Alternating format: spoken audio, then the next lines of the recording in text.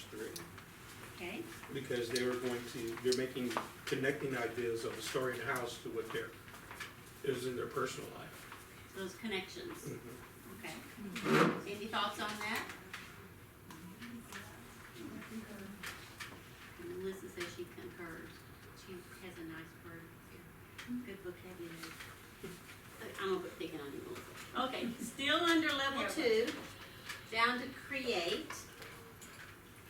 Leslie, is that question in the right place and why or why not? We agreed that it was in the right place.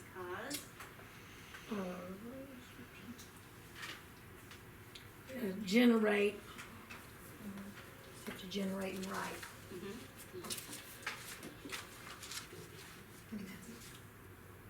okay, the word generate is Generate. in your chart there, Yeah. and that's what they're doing. Yeah. Okay, all right, thank you. So now we're in level 3, and the only questions there are in the evaluate cell. So Patricia, did your group agree or disagree that that is in the right place, or why? What's your opinion about the intelligence of the wolf? Justified. We agreed that it was in the correct cell Okay, because? it's developing a logical argument for the concept. Okay. So what is your opinion about the intelligence of the wolf? My personal opinion, is creative but not too intelligent. Anybody, and who else has an opinion about the intelligence of the wolf? Did y'all even think about it, or just read the question? I had some sense of like we talked about kids, like being able to wait, you know, so before gratification, so he has some sense of Patience. or you could use that word, patience. So that makes him intelligent? Not necessarily, I mean, there is some glint of intelligence because you have to be able to reason in order to know if I'm patient, I will get a larger reward in the end. Okay, so Isabel agrees with that? Yeah, because he could have, and it said in the story that he would have liked to have gobbled up Little Red Riding Hood there and then, but he could hear the woodcutter nearby, so he would have had to have understood, if I attack her right now, there's a chance that I might die. Just then. Yeah. How- Consequences. However, he's not that intelligent because he didn't realize that as he moves through the forest that the woodcutter also has the ability to move through the forest. Okay. So, your hand was up? I was just gonna say he wasn't that intelligent because he surprised Grandma and ate her just like that. But instead of just surprising Red Riding Hood and eating her, he tried to trick her by looking like Grandma. So he kind of prolonged it and ended up giving her a chance to yell for help. But he just stood at the door when she walked in, ate her. What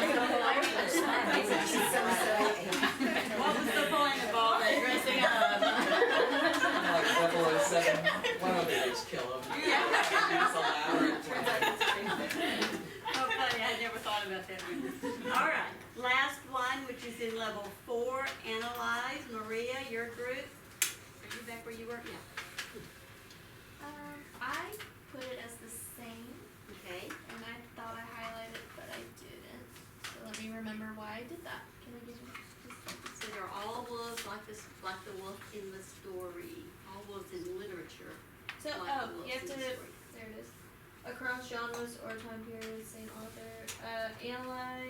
You're analyzing this piece of text, Mhm. and also you have to think about another text in which it would have a wolf, Mhm. and compare those two. Like the 3 little pigs. Yes. That I was trying to think of another one. Yeah. That's right. So you have to extend your thinking to a completely different piece of information that is not right. So did you say y'all left it at 4, or did you put it down to 3? You left it at 4? It's okay, I just was confused. Okay, all right, so this is important, and this was straight from Karen Hess, but it was based on reading, as some of y'all noticed, as is that one. The one you have is specific to math and science, because that's what you're going to be writing your questions on in your lesson plans. So, we've talked about all of that. These 2 right here, we're gonna skip in regards to Little Red Riding Hood and go straight to your lesson plans. so when you're writing your lesson plans, I want you to write 3 basic comprehension questions. That would be levels 1 and low levels 2. Low on Bloom's and level 2, okay? And then 3 that are more rigorous, which would be level 3 or high on Bloom's and level 2, okay? All right, so I want at least 6 questions in your lesson plans. 3 that are fairly basic, 1 or 2, but if it's at a 2, one of those easy ones on Bloom's. I don't know if it's up or down on your Everybody understand that? chart. And then 3 more rigorous ones. Have you already started writing your questions? Some of you have. How many questions do you have already? Do y'all know right off the bat? Okay.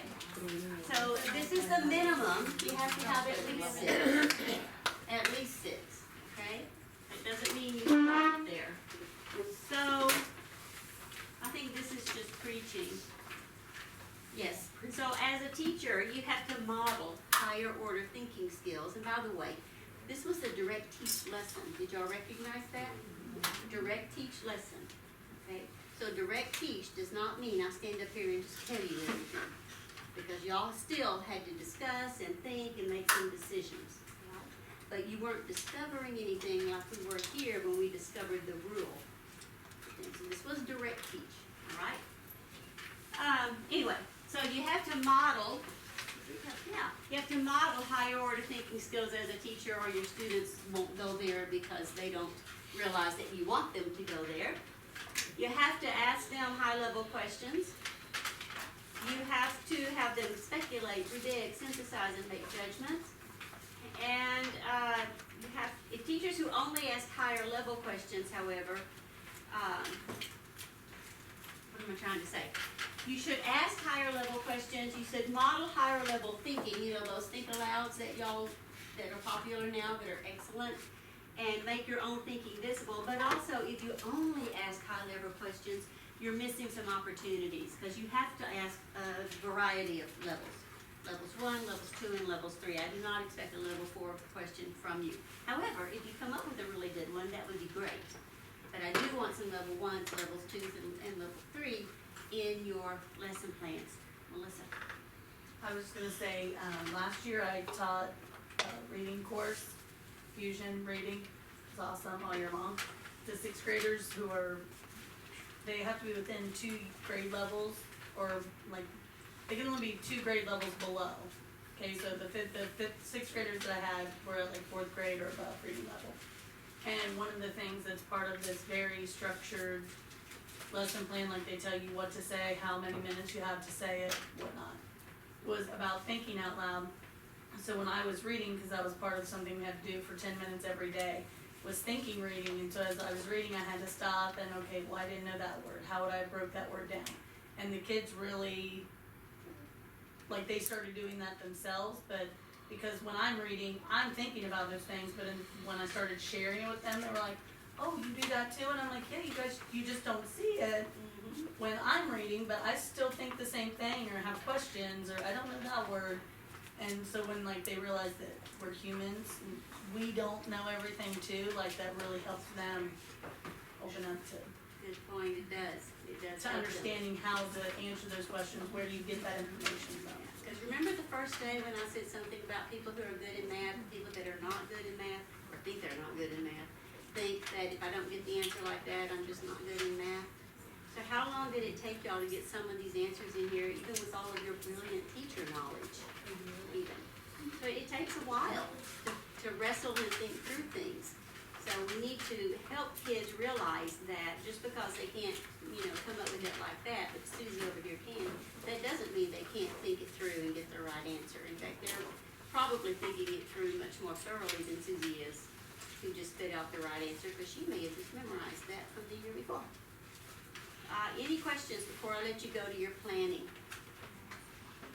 Oh, yes, Brenda asked me something, or stated something, or how do you want me to do this? I just,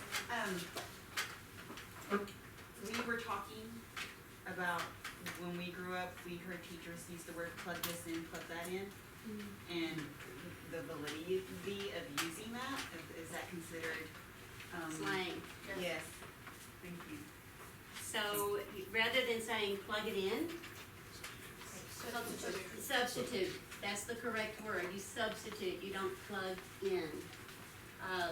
One of the years I was teaching, Blade came out with that little jingle, plug it in, and every time, I never said plug it in, cause I always do substitute, but the teacher next to me would say plug it in, I could hear him singing, plug it in, every time. Don't tell them to plug it in, tell them to substitute, you're not the substitute teacher. So that's a big deal, that's that precise language, and it's very important. Somebody else in here had a question that I said, be sure and bring up whole group discussion. I don't think it was Tim, but you might have brought it up with the cape and the cloak. Okay, then you are all set to plan, and be sure that you keep your Hess's cognitive rigor matrix. Yeah, that's right word. In front of you so that you can plan really great questions. Oh, one more thing I forgot. In the book that you're going to get, that I held up and showed you a while ago, and then stipulated to get back over there are articles on that CD that you may or may not have access to. But the ladies back there found the article that I wanted in Google Scholar. If you haven't ever been to Google Scholar, go there. It's got all kinds of research. GoogleScholar.com. I have it bookmarked. I'm there all the time because I have to do literature reviews for every article. Anyway, so here is the article, and it's about listening to your children's thinking, which is so critically important. Listening to your children's thinking. So they copied it for you, and please read it between now and when we leave. No, I'm teasing. Read it at your leisure, but we probably will mention it tomorrow.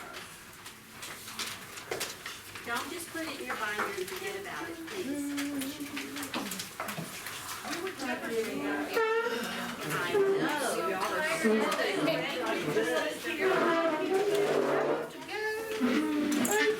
You know, I'm just kidding, right? I don't want people to think I'm being mean to you or hurting your feelings. I can go down there. Every weekend,